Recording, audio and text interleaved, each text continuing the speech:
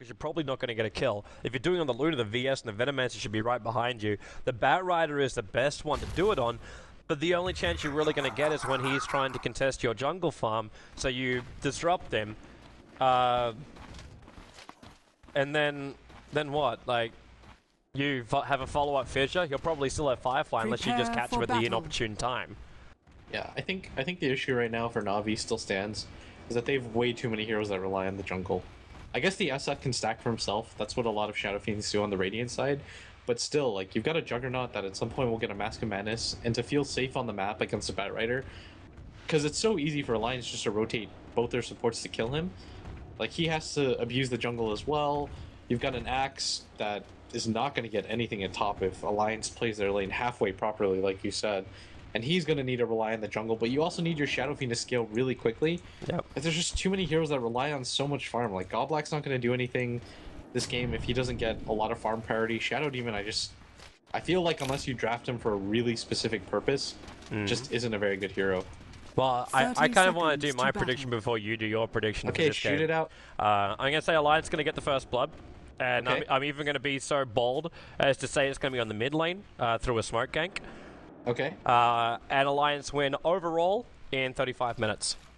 Isn't this a fun game to play? It puts your reputation on the line, but It kind of does, but my reputation's in the crap anyway, so I'm fine with this. I don't care. Nothing to lose. YOLO! We're irrelevant for now, so who really cares what predictions we make? But we're first in passion. That's what matters. Yes. So yes. We're gonna put our butts on the line. So we drenched Dota 2 in passion. So what's your prediction before we hit the waves? I say Alliance also gets first blood on the mid lane, and actually I think for difference sake, I'll say that they get it in the top lane. And because I just think DK Phobos, he looked a little bit shaky in the off lane, but I'm not sure if it was the puck pick.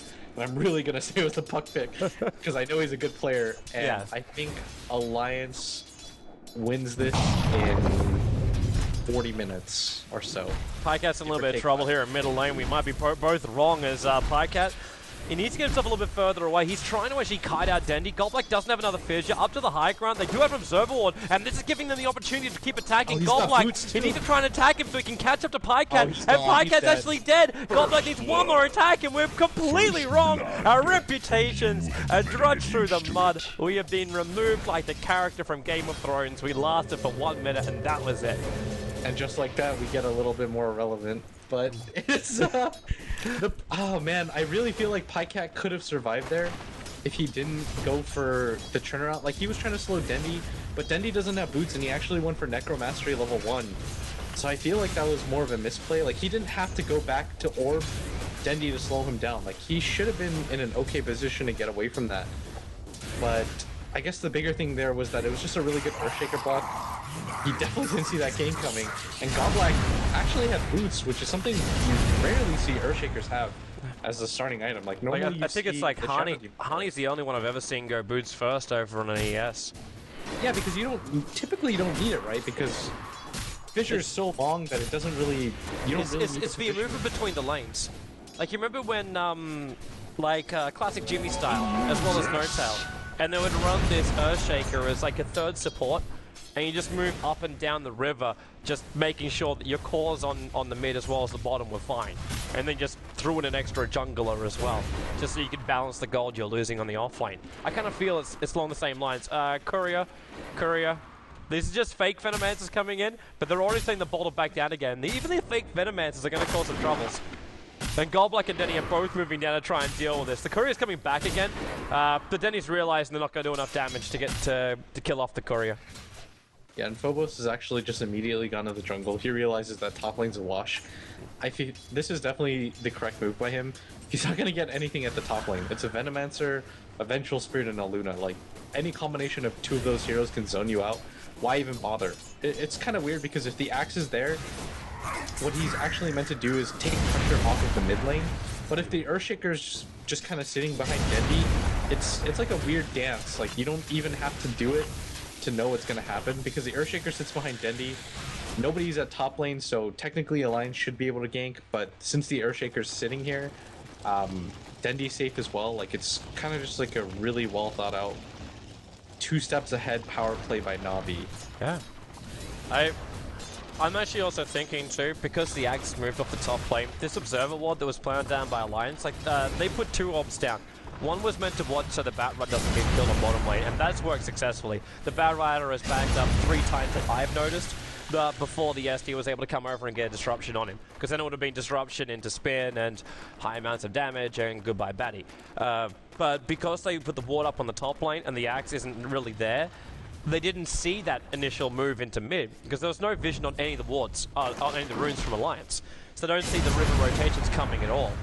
If they had one ward watching that top rune, they would have seen Goldberg coming to start with. And for some reason, Pycat, he's battling because Arke's on the way down. The fish will come, but Arke has a bit of a scale, so they can just basically lacquer on the gunk until 1 raise, 2 raise. Dendi as the Shadow Fiend keeps the control of Goldblack.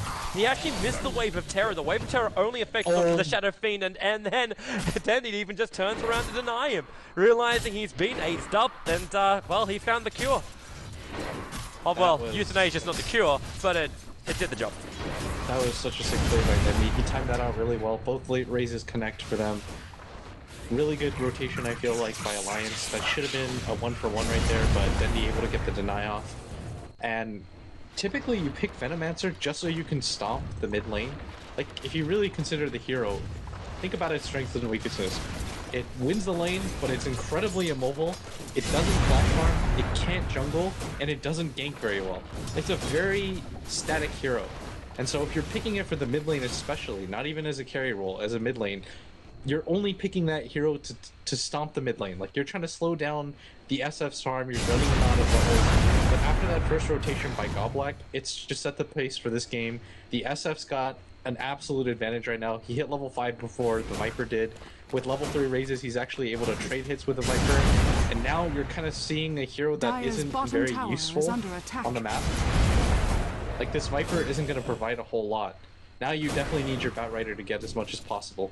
I'm still gonna, like, well, wait for Phobos to die these neutrals again. He went down to like 30 life points before trying to farm up a triple stack. No, I'm sitting on the other side of the fence because I think we're avoiding the look at Loda. We haven't really talked about the effect that this Luna is going to bring, and just how big an effect it's going to be during the team fight. Because you think about it, the SF, you pop me 3 raises, he wants to keep his damage going. How is he going to do that if Venomancer is capable of getting an ultimate off? You can have VS, who's also got stuns or swaps to change the positioning. Viper, even with low levels, you've still got a lot of poison. You've got your Viper Strike, you've got your ability to stay alive through your Corrosive skin, which is a real pain in the ass, and you got a Batrider that can get control as well through BKB. I think Alliance have everything that's still going to work that allows them to take the team fights, but before they do it, they have to look to the tier 1 towers. Use this early aggression which you can get from the Luna Aura and force out the building, especially the tier 1 tower on top lane. Get Arke some level so he can have his Plague Wards up as well, so you have a fallback position that the Earthshaker and Shadow Demon can't find into, and then the Axe and the Juggernaut just keep getting slowed up as they get Poison Sting affected by these Plague Wards. I think that's the way that the Alliance should go if they want to try and take a 2-0 victory here. Yeah, they absolutely have to get active on the map early too. Like I said, this Viper isn't going to provide the utility that you want from him anymore. Yeah, he's not going to. The only way to get active is to get the Blink Dagger on Batrider, and when he keeps getting like double Mud Golems stacking up, this is not the way to have that happen. This is a Batrider game, like you said in the beginning. I absolutely agree with you there. If the Batrider can get going, he can apply pressure. I don't even know if SF's the target, because you have to know at this point that Goblak's sitting behind people, and the SF is the most likely target at this point. And Loda has to be a little bit careful here. He could get Fissure blocked off, and with Phobos waiting in the wings as well. He's about to hit level 6. The only issue with Luna as a core is that she's got incredibly short range, and so getting initiations off on her are really easy. Like, she's not what Troll or Sniper is last game. She's a team-fighting hero, essentially, and that you have to play around her as well. She has to come in close, but I think that's also the reason why Loda's doing what he's doing. Obviously, he was full mana, so he wanted to use a Lucent Beam anyway, but he's trying to chip away at the 2 heroes which are on top, so if they do come in close, then they drop too low that they want to force any kind of issue. And if you get a Venomous Gale on you, even if it's just level 1, you're still getting massively slowed. So you can't just chase for the kills, and that will allow the Luna to play more of the kite game. And if they run too far away from the creep wave, then Eclipse turns on, and then you instantly regret your decision. Yeah, I think both offlaners this game are going to have the biggest impact.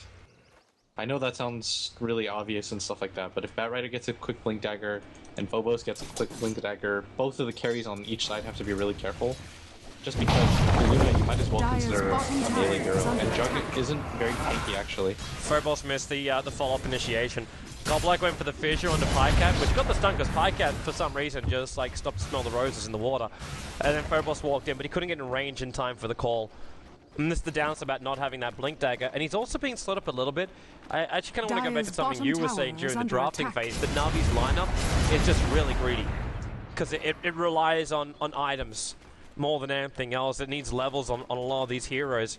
And because Axe is practically farming up this camp, the one he's on right now, that's where he's been farming most of the time. Like in the early stages, he's farming up the camp that Dendi was on, but the jungle is getting really cramped for Na'Vi, where Dendi wants to flash farm, because he's the one building the mech for his team. And Phobos needs to get the Blink Dagger, but he's also struggling to do that, because he's having to triple stack, take a crap ton of damage, and then wait for 1 or 2 minutes until his Tranquil Boots have managed to heal him all the way up again. He's still gonna get his Blink Dagger at a really reasonable time though. Like, Nikwa could afford one as well. Yeah, Navi's draft is really greedy, but at the same time, Alliance is playing kind of this patient waiting game. Like, they're not taking any towers, they're not pushing any of the lanes. Like, it's 2-1 right now, and their one kill's been a denied Earthshaker, right? So I don't even think that counts. Like, you didn't get anything out of that, so although Navi's lineup is a lot greedier, if the game just kind of proceeds at this rate, it does benefit them greatly. Like this Axe, once he gets his Blink Dagger, then the greediness is paid off, right? Dendi. This Blink Dagger, Nikwa. He's trying to get in range of Dendi, and he's going to get that. Lasso him back, go into the Viper Strike. Defensive disruption will still be there, but they'll find the right Dendi. No, they won't. The Viper Strike, yes, they do. The Magic Missile went to the roll 1, and 1-2 raises. Pycat dropping so low. The third will finish the job, and a Force actually comes in at the perfect time for the Omni Slash to catch Alliance in the river. But Loda, I don't think you really want to do that, man. Man's caught on the wrong side of the river. They're pinging out saying, I think we saw him run. Yeah, they did. So they're going to cut him off for the pass. In fact, he'll just TP out. But Alliance, first reveal the Blink Dagger does not go successfully. Yeah, Navi is actually... Okay, so what ended up happening, I feel happened in the sense that Navi don't have the best ways to initiate fights. Like, yeah, they've got that early pick-off on Pycat, but I feel like that was a wash. The bigger thing is that every time Alliances try to get aggressive on the map, Navi's support is in a good position to counter back it up. And Alliance are still, I still consider that deny a non-kill. So it's technically 4-0. Like, they don't have any kill gold right now. Yeah. And Navi have just been able to play that spacing really correctly. Their supports are predicting exactly what the rotations are going to be. I think that was really smart by them because they assumed the Batrider hadn't shown himself for so long. You can reasonably expect the Blink Dagger to come out from a Batrider who's been jungling at 9 to 10 minutes. And that's exactly when the Shadow Demon and the Earthshaker started rotating to the mid lane because they anticipated that timing. I can't believe as well how unlucky Alliance are getting. Like, yes, Na'Vi are rotating well, but I just saw the Batrider get 2 more sets of Mud Golems after he managed to clean up the first 2 sets he got. Like, nothing goes right for Nick with a Blink Dagger initiation doesn't work for him, and he still can't flash farm to his next item, which is basically just Tranquil Boots is all he wants. But they do take out the top tower, and this is also going to be another point of contention, is the fact that Na'Vi has been watching that Alliance has been stacking up the Ancients.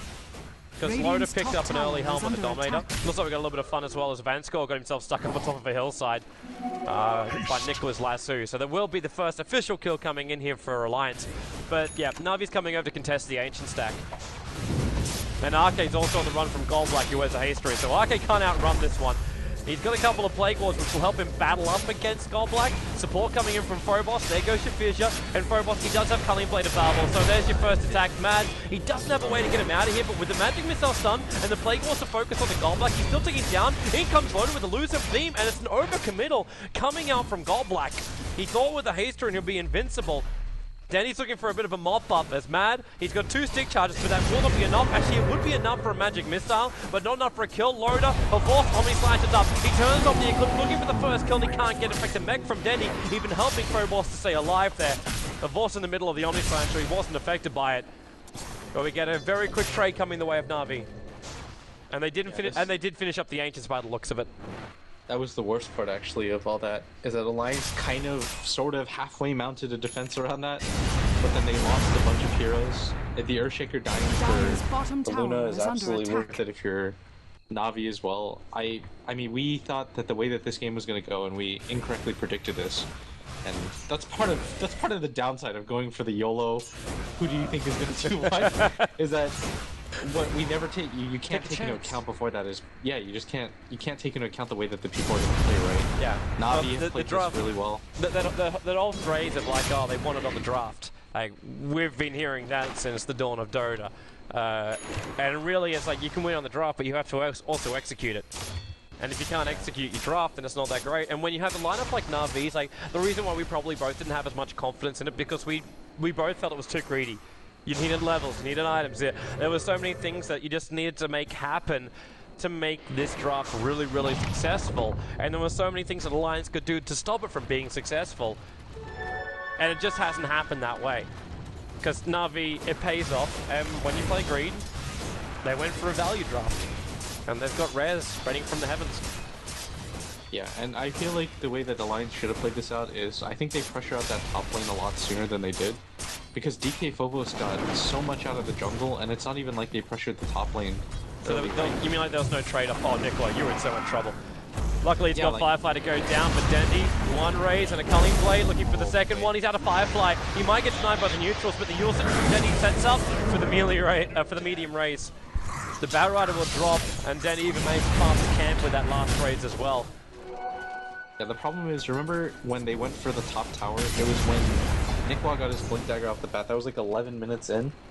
And the top tower was still standing, but there was nobody in that lane for such a long period of time that I feel like the correct move there is to force the Earthshaker over to the top lane, because that's what would have happened. If the top lane gets Earthshaker, coming mid, he's got Omnislash right now. Spycat getting munched up. He's isolated, he went too far up. Even with the mech triggering up, it won't enough to survive. As the SF Requiem also rips apart Alliance. We may be seeing a pre-20-minute GG at this rate, as Alliance have just lost 2.5 cores. I do count the Venomancer amount of space they gave to Arke on the off lane as a core. He's half of a core. Yep, hence the 2.5. He's got 1,500. He's got 1,500 gold right now. He's kind of farmed. And Horse just finishes SMY 15 minutes in. With an Orb of Venom as well, escaping from this Juggernaut is even harder. And even if you do, like, you got Purge, you got Defensive Disruption from the Shadow Demon, so if you're trying to initiate it on a Horse, you're kind of screwed. So what does Alliance do? You try and force a tower, which they did, and then Na'Vi just fights them. Because they know they're superior. And if Godblack farms up the remainder of these creeps, which he'll do so now, as long as he doesn't die, then he's also got his Blink Dagger. They're buying in space for another totem, and then bomb. That's Blink Dagger. Yeah, now Alliance's pick-off potential has been really weakened. Again, they don't have a mobile mid-hero. They have to just kind of get into 5-man scenarios now. Now, they don't have the burst damage. Illusion. No, Nikwa! It's not real! It's a lie! They might be fast enough, though.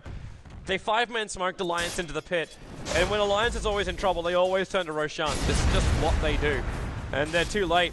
Phobos, he knows there's two perfectly grouped up to go for that blink call. In fact, there's three in a perfect position. But with the Plague Wall being dropped down from Venomancer, it's so hard to get in close.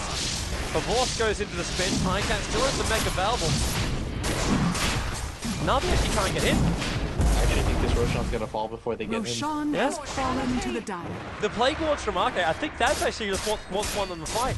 Oh no, wait, they're jumping up. Nikwa, Yule stepped it up. The Fissure is isolated. Loda can't join the fight. Denny directly himself. Matt just come up, but they've already lost the Battle Rider. Nikwa and Matt die so quickly. And of course, if only he had mana, he'll be able to go for his ultimate. But Arke turns on his. Loda as well. The defensive, aggressive disruption, but they're coded up for the Venomancer ultimate. The Echo Slam from Godblack at the perfect time. It's already a triple kill. It's a team wipe. I'm actually even going to wonder if it's going to be a GG, because they're going to get through Loda again with an Aegis Immortal. It does not save them. A double kill for Revorsed.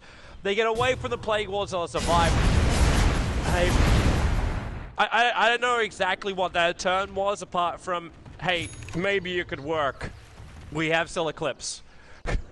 I mean, that's in the kind of position that you're in as Alliance. You kind of fight there, I'm not sure because the Bat Rider ult was absolutely necessary to pick somebody off. Yeah. Like Nikwa went into, he blinks in and doesn't have his ultimate, and he gets in melee range of the Shadow Fiend. Like there's only one thing that's gonna happen there. You'll set it to blow up. Yeah, exactly. Like you know he doesn't have his ultimate. Like Dendi's absolutely not worried about that at that point. So you just can't initiate on him. I'm not sure though. I feel like that was Alliance's best bet. Because you're gonna get split pushed otherwise, right? Your only pickoff potential is the Bat Rider, but with the Bat Rider, you don't have supports like a Lion where it's just like a Bat and a Lion with Finger and Lasso can kill anybody.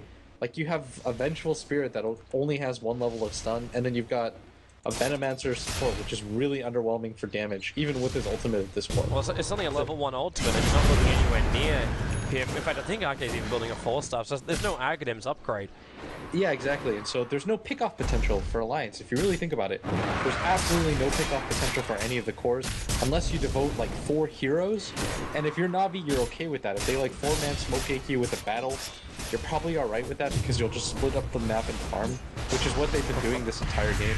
Okay, Dendi, I know you're ahead, but there's a level of aggression you should accept. But when you got a Force Drive behind you, Nomi slash goodbye Loader.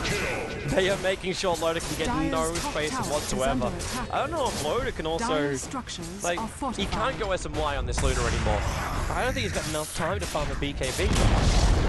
I think he was going to go for a Manta, but things have not happened. Well, what's Manta really going to dodge, though? I mean, there's not a lot of items that you're going to get at this point that are going to die. I think the bigger problem was actually just a vision at the first start. You didn't protect the Viper from an ES rotation.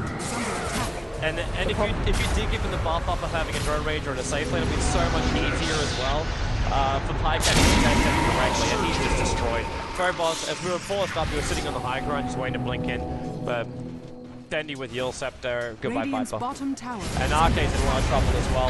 The Vengeful's even going to purge him, and of course he's doing so much damage at the moment that none of the cores or supports can go anywhere near him, or else they're just dead. The issue about the warding thing, and something that goes down, the issue about the warding thing is that you put one ward at bottom for the Bat Rider because you assume he's going to have an easier time. Yeah. It's a Shadow Demon, Jug, and an Earthshaker. You know the Earthshaker's going to rotate a lot. Jug can't get too close to you, you should be okay, so you got to ward down there. I'm okay with that one. And the top one I actually feel like is okay for them, because they probably assumed that the Axe would come top, and if the Axe comes top, then only the Venomancer, if he has that ward, is necessary to zone him out. Yeah. And then the Axe gets absolutely nothing. See, I'm wondering if that was even necessary. Like, even without the ward, you could still do it. It helps you, definitely. But Nikwa, he has to commit to this. This is the best chance that Alliance have as... Okay, he just walks away. Alright, he blinks out. There was no damage there. They didn't attack him. I mean, Bat Rider can't. Because yeah, he's obviously going to drag him back, and Loader was starting to lose some beam attack, but... Was Flame Break on cooldown? No, he used it. He used it when he first saw him. So he used Flame Break, and it pushed the Axe further north. Okay, so there's just... I mean, I can't really blame. That was just a clowny looking gank. It wasn't really an issue. If the Bat Rider was able to have a little bit more fun, if the Bat Rider, I hate to say it, if the Bat Rider didn't find Mud Golems inside of his own damn jungle, he would have had his 4-staff by now, and that would have been a kill. I don't know. I feel like the larger issue this game is that Alliance didn't get enough out of their short lane. Like, the Luna had 4 more CS than the Juggernaut, but was completely uncontested, and they weren't able to get the tower off. And Navi's greedy lineup just kind of pays off for them. They have the Earthshaker sit behind Dendi constantly mid. Pycat wasn't able to get anything going. They're looking for these ganks, but I don't even know if they killed DK Phobos here. They can't. Like, even with the Viper Strike, the second he goes for the call and you plus 44 armor, man doesn't do anything. Like, Wave of Terror is a non-factor. And you're not going to jump into an area where Alliance have no vision. And Navi will be very much aware of that too, because they've had Alliance trapped on their side of the river for the past however many minutes. So there's going to be no aggressive wards on Navi's side of the map. Okay, Havas has a Scotty as well now. He's insanely farm. He's killing Loader. He's killing... oh, has Havas to become a That's man? That's not the Havas that I know. This is not right. I think Havas... Like, I know he was trying to get into his whole, like... I'm gonna grow up as an adult. I'm gonna open up a pastry cafe with like Dota-shaped sweets kind of thing, and start a business thing. But that is even more responsible what he just did then than starting his own business in the world. The most I know is Russian for Jimmy. Like that was he either gets a rampage there or nothing and throws away the lead. Like that's the play. But did you say Russian for Jimmy? Yeah, that was. Can I say, man, Divorce Farm's better. I guess that's true, but Jimmy confuses you more as a whole. That's true. Jimmy is a very confusing person. You know what? I was thinking about this all last night. It works to his advantage so much because you, as someone who plays against him, you just have no idea what he's gonna do, and that works for him just as much as it works against him. And I feel like it's become like a meme to say that he throws and stuff, and yeah, he does, but I mean that's just kind of the way that he plays the game. It's the high risk, high reward. Yeah, exactly. At the very least, it's very exciting to watch those kinds of players. I think Navi's had enough of this. At least Nikwa's going to get a courier snipe. That's one upside. Nikwa, that's a courier. Yep, okay, he doesn't. He has to force staff to a blink. Oh no, oh no, oh no. He can't even kill off the 6th player of Na'Vi right now. In fact, he's dying to a tier 1 tower. It desperately, even with a haste rune, to track the damn thing down. He's going to blink in to reach it. Attack. I'm going to laugh, he misses. He doesn't. The courier will finally go down. Meanwhile, back at the action, which is where they're pushing up mid. His blink got cancelled too. Goldbite's gonna wait. No, he's too far. He blinks up to the high ground. Goldbite's got no, he can't. He's forced off and blink takers on cooldown. Vanscore's dead though. Mad will swap him back in again. He'll get an aggressive disruption off, so some extra chip damage. Divorced doesn't want to go into this. Yeah, he doesn't really need to either. He's got a blink dagger now, and so that's guaranteed damage. I don't even know if Alliance can burst him down. Like, things would have to go perfectly for him. With all of his HP and his armor, he's got 19 armor, 2500 HP at max. With his healing ward up, what would have to happen is Alliance back him into a Luna ult, into a Viper ult. Right after the bat ult ends, the bench stuns, and then I feel like there's like a really good chance they kill him. But if he gets the spin off for even half a second there, he just gets away.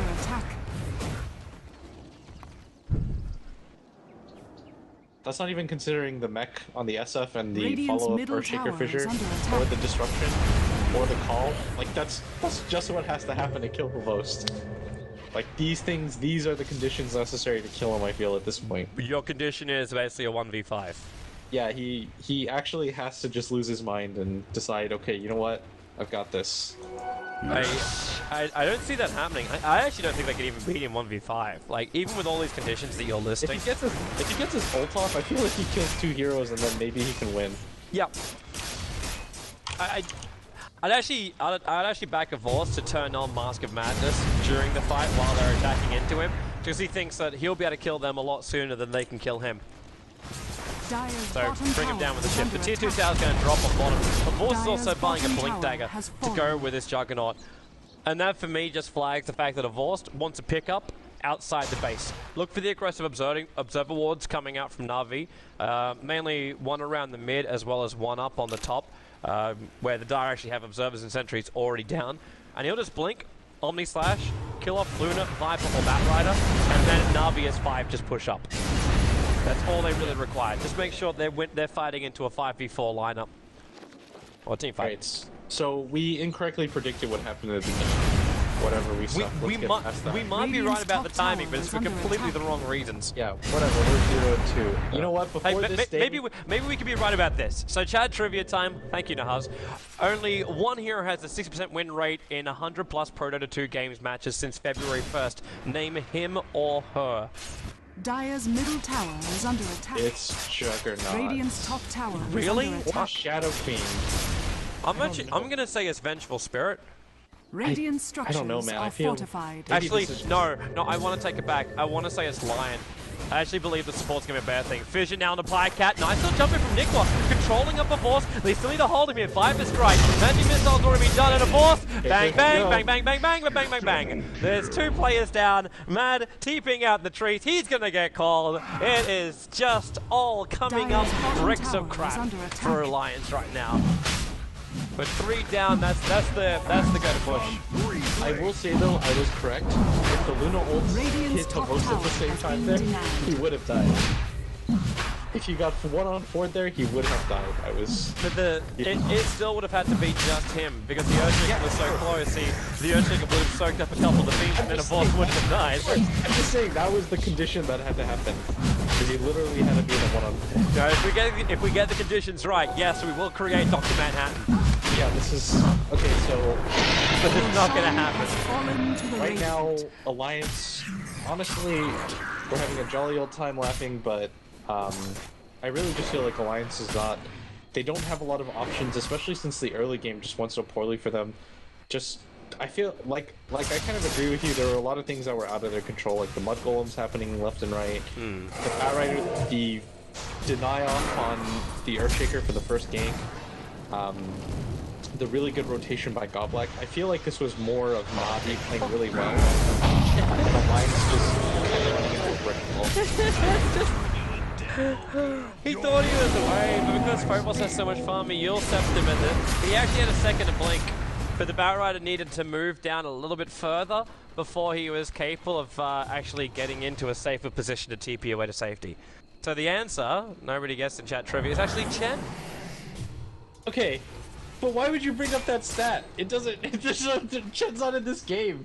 It was like a trick question. No. This is chat trivia. It doesn't always have to apply to the game you're looking at. Oh my gosh. It's challenging your mind. What did I sign up for? You signed up to have your mind blown, is what you did. No idea. That was a thing. Alright, whatever. I understand the conditions now. I've got it this time. Dire's middle Navi, tower has this is fallen. gonna take a miracle from Alliance. There's your swap in, but instantly blinks away Phobos, and they're initiating. Vengeful Spirit's down. Bloater wants to fight, at least gets some bonus damage from the Alpha Wolf, and he might be able to soak up a couple of those Omni Flashes. But the damage output, Loader, he needs to get these illusions, just getting, even if he's a bounce attack, they're not doing anything. Havort is slowly bringing down this range rack. Pyke at least has the Agnet Scepter, the jumper, but instant you're standing, winding up the Rectal Soul, and Nick was going to go down. Arcade's going to fall with, at least he got the ulti off. But they've lost two, Loader into the ultimate. Oh, are they going to kill a Vost? Are they going to kill a Vost? No, they're not going to kill a Vost. He's backing up, they put down the healing ward, the mid-range will drop. We said 35 minutes, it's pretty close to it. As Navi will not fall back, they'll go for, well, they could just go for 2 more towers. I don't think anything can stop them. Yeah, at this point, if the fight goes like that was actually an okay fight for Alliance. You recorded die, you got a bullet flips off, that was level 16. If they went 30,000 gold experience behind it, yeah, they might have actually done it. The factors didn't exist. Zombie flashes up. They're stunned from Mad Soften. They would have lost everyone, and now Havort, do it. Oh, they're gonna let him in. They're gonna kill Havort in the right conditions. Dr. Manhattan has been created. They got him. Navi actually have to back up. The Fountain did what they could not. The TP's coming to the front lines, mad. They go look for the stun. Vanscore with the flame break back. Dendi, the double goal Vanscore. The call over to Nickel. Precision hit from Earthshaker. The perfect position. Nick was in trouble, but again, Venomancer. Actually, it's another Viper Strike. They have the control of Navi a little bit, but they need openings. Mycat on the front lines. The buyback is coming out from the Batrider. Will be behind this again. Dendi, he's going to Mana Start, at least get rid of that wave of terror. One raise mad. He is so low on life. The Battle Hunt is not helping him with Dendi. The Mage Charge gets him up. Nickwood does back in again, but it was all a bit of a trap because he still has the Aegis the Immortal. And Phobos back into the fight too. They are going to isolate him up a little bit. Dendi into the wall, living blinks in. Yulsept taking Batrider around the picture for the moment, but Loader, they still hold the ground. RK is here. He doesn't have a Gale just yet with the Flame Break. He's interrupting Dendi from getting the ulti up. They back out far enough that they can control the wave of terror. No Mana Start looks to break out this one, so he does have negative armor, but one race mad. Just attack him! Oh, okay, finish the job. They don't want to. They don't want to. They just want to live, but they can't. They're dead. Yeah, and Dendi's gonna buy a rapier. I'm almost certain of it. HP. Go on, No. Dendi. Dendi, you can't do this. The game's not over yet. Oh, he bought something else. Oh, he's buying Skadi. He's buying Skadi. He has the double ulti orbs coming out in the courier. If you're gonna be the captain of your ship, you do not set the example by buying a rapier. The boss gonna kill Loader and Nikla. They have no ghost for the Mana Style. It's actually so good, but look, he bounced up to Nikla. With the last slice, he wouldn't have got the kill. Now Dota will drop. The Ult throw from Vinny will protect him from the last. That's GG. Everyone's dead from Alliance. Fight for a respawn, but it's already over. The mid-racks will drop. The tier 4 towers are gone. The fortress to follow. And that is going to be all she wrote for Na'Vi versus Alliance. Yeah, much more balanced lineup this time for Na'Vi. They played greedy, but absolute credit to Godlike on that Earthshaker. He created so much space around the map. He correctly predicted when the ganks were coming. He was able to set up the first gank mid, which made it almost impossible for the Viper to come back into that lane. And when he did have the opportunity, Dendi was able to deny him off as well. So kudos to Godblack. I really felt like he just played that Earthshaker really well. Like, it wasn't just him sitting behind Dendi. It was him accurately moving up, knowing when to go for the kills, being able to pick up that boots off the bat, get the first blood on the Viper.